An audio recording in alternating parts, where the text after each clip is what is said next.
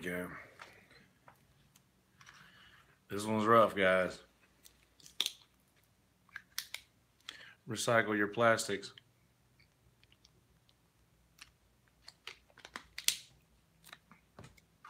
Okay. I'm gonna go live on the audio here.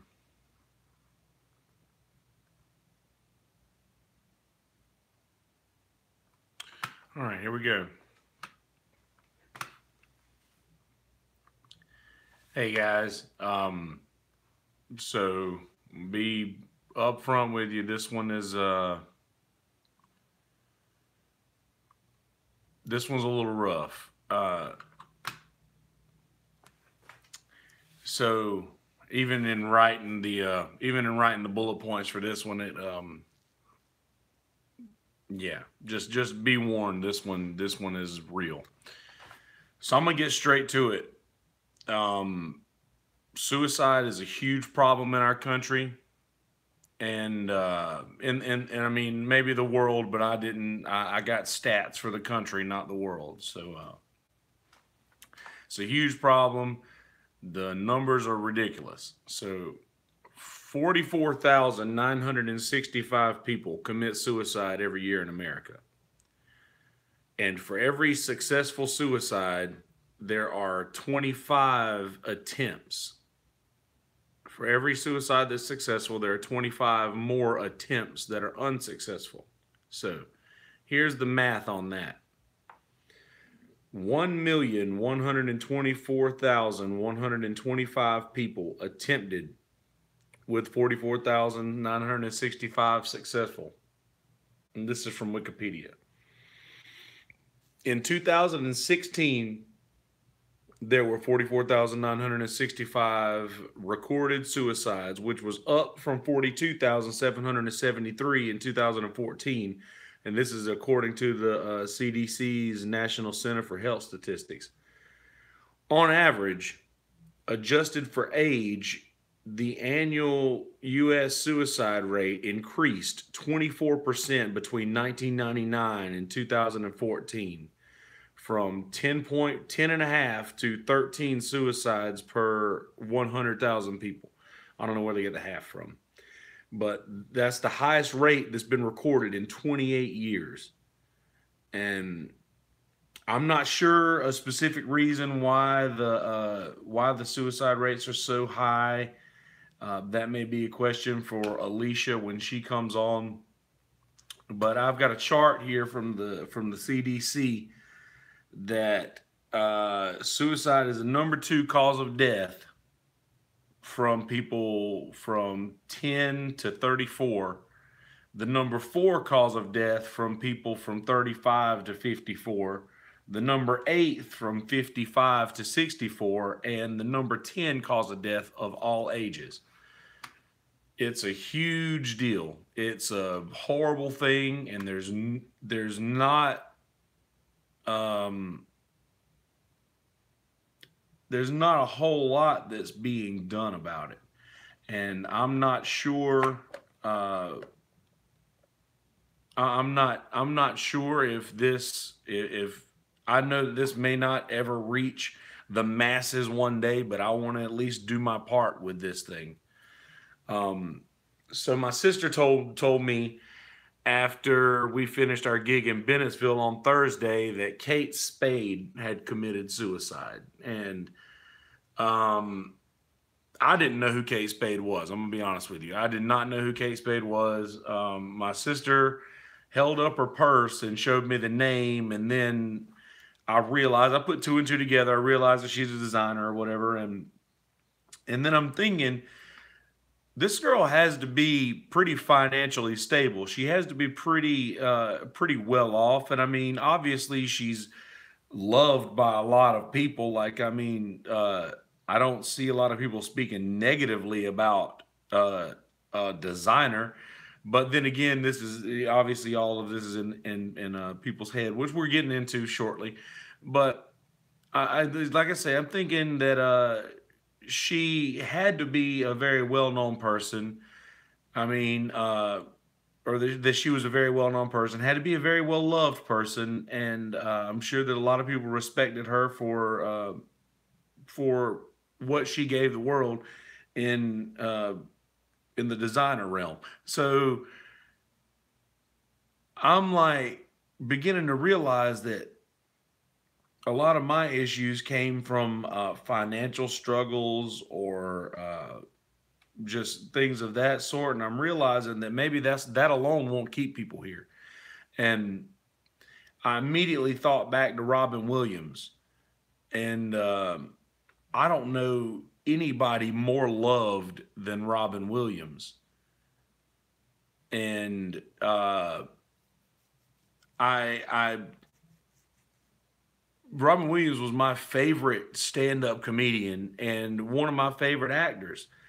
And every time that I thought of Robin Williams, I thought happy. And that's, I would bet 90% of the people who thought of Robin Williams probably thought that he was a very happy person. And one would think so. And I realized again that, just that's not enough. Like, he had to have known how loved he was. He had to have known how much people loved him, and he had to know how important he was in the world. But that wasn't enough to keep him around. And another person who was universally loved was Anthony Bourdain. When I woke up to that news on Friday, I immediately cried. And it's not really because I was a huge Anthony Bourdain fan, but it was because usually after a celebrity commits suicide, the rate in America skyrockets by 10% in the 4 months after Robin Williams committed suicide anyway. Yeah, I mean, in just the months following Robin Williams, there was a 10% spike in suicides, and that's just the saddest stat ever. And I'm sorry if this episode is just an absolute bummer, and I apologize if that's what happens, but I I feel the need to say something about this. I have to say something, and so do you. Who Anybody who sees this, or anybody who witnesses anything or anything going on in people's lives, it's our responsibility to say something. It's our responsibility to take the proper course of action to try our damnedest to reverse all of this shit that's going on. So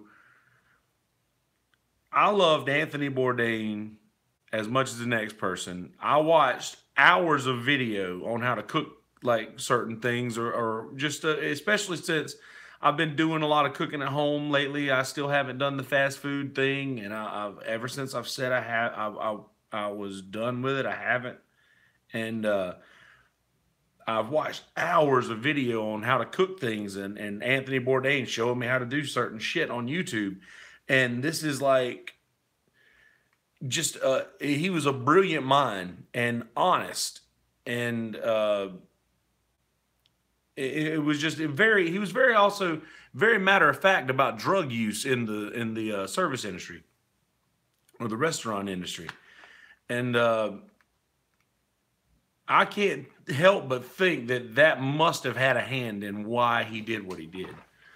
And he had to have had a hand in his decision.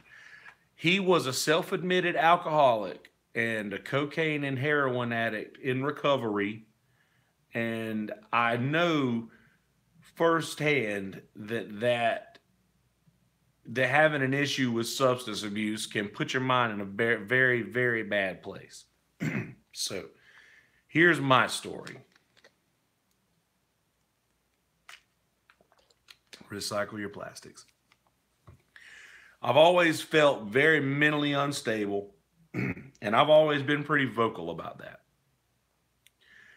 I'm not going to bore you guys again with the story of stories of drinking and drugs, but because you get it, I've already said this enough. But during my darkest years of drinking, my mind started considering not hanging around anymore. So it's very weird to talk about because I'm not sure if I've ever said any of these things out loud, especially not to this sort of an audience. But I'm not sure that there's maybe 5 people who've even heard this story. So yeah. Um,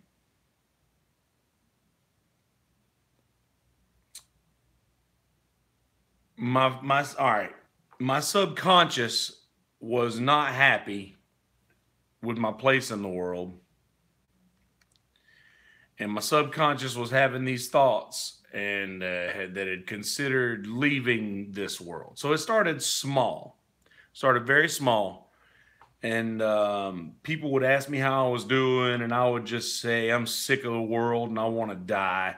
And usually it would get a laugh because that's the persona that I usually carry. Is I usually 99% of the things I say come from a place of comedy when I'm talking with people, and it would get a big laugh every time I said it, but it would totally also not be a joke. And I was serious. Like I was sad. I wasn't. I was unfulfilled. I was not feeling like I had done the right things with my life, and I was feeling like it was too late to make those changes, and I just really felt worthless, and I was sick of the world, and I wanted to die. I truly did. And I was also at this point drinking more than a half a bottle of Rumple Mints a day. And I don't know if you guys are familiar with the juice, but it ain't like vodka or whiskey or anything like that. This shit's 100 proof and it's Satan. It truly is. And I was doing that and taking any drug I could find or anything that was handed to me. I would do whatever. I was literally living that life to the fullest. And I was doing the worst I'd ever done in my life financially. I wasn't getting fulfillment from being with my friends. I was dumping alcohol and drugs on top of all that mentality, and it was a bad situation. So, my granddad left me this double barrel shotgun after he passed away, and I kept it for years. This is creepy for me to think about now. Uh, but it was this thing, y'all. This thing used to stay propped up against the headboard of my bed, and I sleep on my, I don't know my right from my left. Left side. Left side? This left? Left side. I sleep on my left side, and I used to literally sleep with this gun in my hand, like the barrel of this gun in my hand, and it's really creepy to think about now. But I did, and that was for years, for damn near all the years that I had it. That's how I slept. So I had a bad day once, and I came home and I was drunk as shit, and as I was every day back then. And I came home, and this thing was sitting next to me. I was sat down on my bed, and this thing was sitting next to me, and I grabbed it. I checked the barrel to make sure that it was not loaded, and I totally dry fired this thing into my mouth. And I was like, "Ah, this is so weird. I've never said this stuff on this grand of a scale ever." I did that, and I did it a few times, like back to back, and I just cried uncontrollably, and I just realized that that could have been it. Like it if that gun were loaded, it would be over right now. And I have not told many people this at all. Um, and I'm so sorry this is getting dark. I really apologize, but I this became like a daily thing. Like I was doing this regularly, like multiple times a day for a while. And every time I thought about killing myself, I would do that, just to see what it felt like. Just to see, I wanted to do this. I had pretty much that idea had entered my brain, and I felt like doing that, and I just wanted to see what it felt like. So one day, it was around Thanksgiving. After a couple months of literally dry firing this thing in my mouth every day for a couple months, um, I bought a 5 pack of shells, and a couple days go by, and I don't even touch the gun during these couple days, and because it was real then, I couldn't touch the gun, I couldn't think about it or look at it because it was real then. I had bought the shells. This was no longer just a drill. Like this was something that I had considered, and I took action to go out and put forth these things to I planned on doing it, and I was going to do it. I had made a decision, and I had made a decision. That's all I can say about it. Um, so one day I had just a bad day, I had a rough day, and I was drunk. One night I was acting like an asshole and just really drunk, and I came home. Blair was living with me at the time, my roommate Blair, and me and her got in a huge fight, and I was just being a dick and just being unreasonable and just not being a good person. And I decided, you know what? This is it. This is it. I've made plans to do so, and I'm gonna do it. And so I go to my room. Well, Blair, after me and Blair get in a fight, she goes to her room. I go to my room and I get the gun, and I walk through the house. I walk out the door, and Blair comes out of her room as I'm walking out of the door, and whenever she comes out of her room, she says, "Where are you going?" I was just outside the door, and I took the gun and I dropped it into I laid it down into the little grass area we have there, or the mulch in front of our house. I just dropped it into that, and I said, "Nowhere."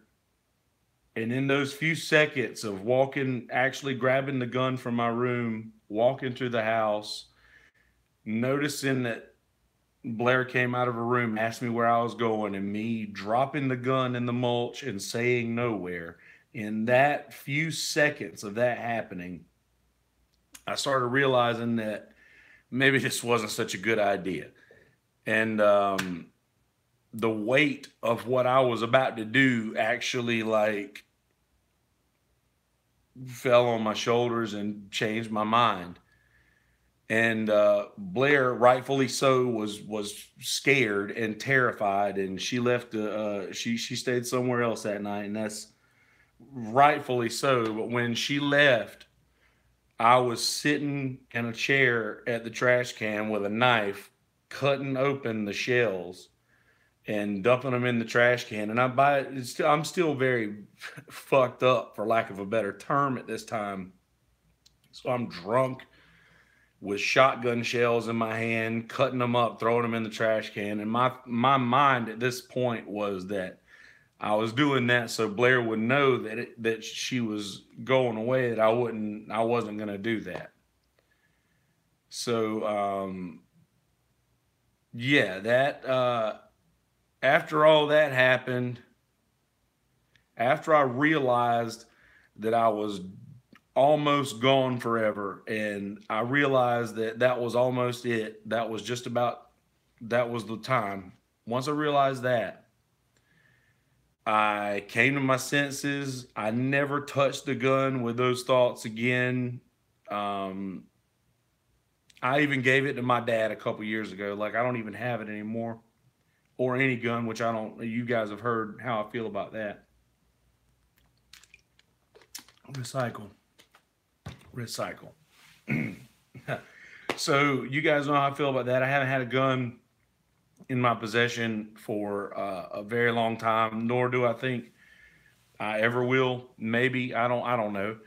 Um, but I blame my dependency on alcohol and other things at that time in my life for those thoughts. And I'm so glad that Blair was here, because if she wasn't, maybe I wouldn't be. And that's a really, really sobering thought, is knowing that you almost weren't here, like this could be over now. And I had that thought as I was sitting in a chair in the kitchen at the trash can cutting up shotgun shells as Blair walked by to go wherever she was going that night. And I played that scenario back over in my head several times over the next few months after that. And there was a lot of crying and a lot of there was a lot of all kinds of there was a lot of all kinds of shit going on in my head at that point. And I at that point I decided it was probably time that I stopped drinking. And that was still even a few years before I actually quit, but that was 1,000,000% the moment in which I decided it's time to stop drinking. So I tell you guys this story because you guys know me. You have known me for a long time. Most of the folks who are listening, most of my listeners have known me for a very long time. And I know for a fact that a few of the listeners knew me while I was having these thoughts.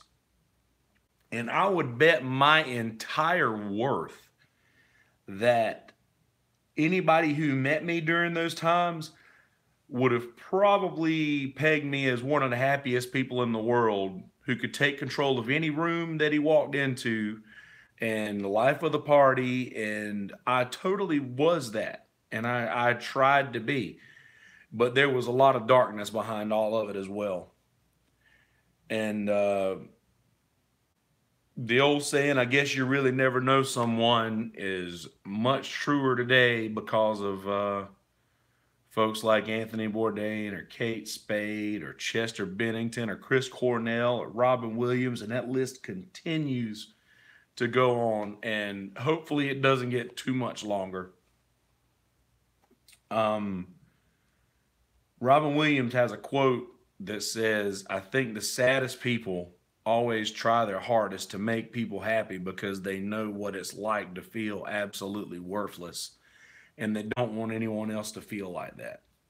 And that is 100% true. I know what it feels like to be that sad, and I don't want anybody else to feel like that. And so listen, if you feel sad and you can hear me, talk to me. Talk to me. I will talk to you. I will take in as much time as it takes to keep you in this world. If you feel sad, talk to me. I am 100% willing to do that. Whatever takes it necessary. Talk to a parent or a friend or somebody who you trust, or even if it's a situation that you don't want to let a lot of people know where your mind is. If you want to keep this discreet, by all means, call the Suicide Prevention Lifeline at 1-800-273-8255. 1-800-273-8255. I'll do a sports talk commercial for you for this all day long. This is something that people need to understand. People love you. You are loved. People need you in the world. People want you in the world. And if you think if somebody is out there and they're thinking, "Oh, nobody loves me," listen. I love you. I love you in this world, and I'm not the only one like me. There are more people in this world who do not know you who love you, and I know that this is a huge thought, but this is very, very true.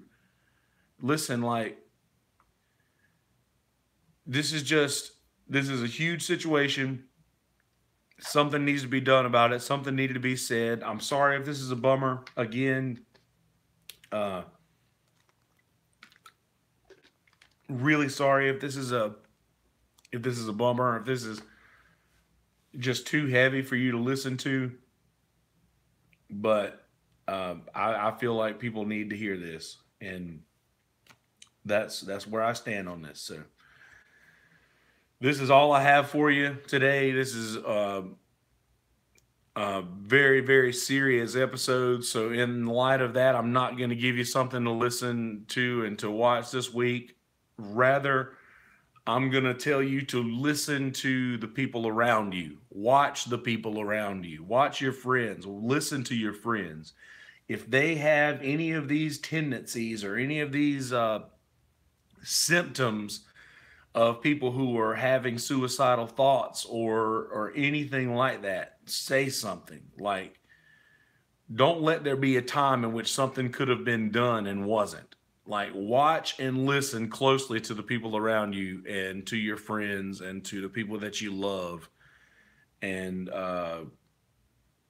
just keep a close eye on them, because this is a shit situation that we're in with this suicide uh, epidemic that we're having, and it's getting worse every year. Every year there's more people, and because of the 10% spike in the few months that followed Robin Williams' suicide, it's almost expected that the suicide rate is going to be raised now due to Kate Spade and Anthony Bourdain, and that's just sad. And I want to do anything that I can to help offset that sadness, or that to help offset that statistic. So this is my feeble attempt at that. Please share this episode if you care at all about anybody around you.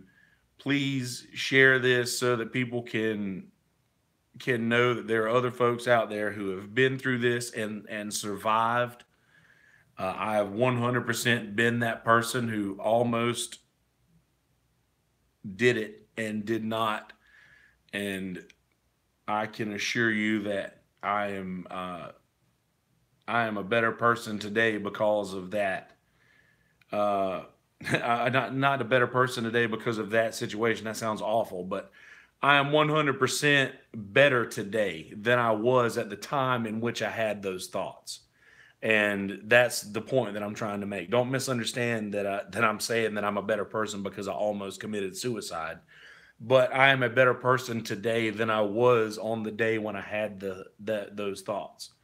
And just, there is light at the end of the tunnel. There is happiness that you can find. And I still consider myself a largely depressed person, and I probably always will be, due to just my nature. But I'm to the point now to where I have control over this beast, and I've found out a way in which I have control over this beast. So uh, talk to somebody. If you don't have anybody to talk to me. If you would rather not talk to anybody that you know, call 1-800-273-8255. 1-800-273-TALK. Call the suicide prevention lifeline, and somewhat 24 hours a day, there's someone there who will answer and talk to you. So you're not in this thing alone, and I love you. And I'm going to leave it at that. I love you. And I'm not the only one.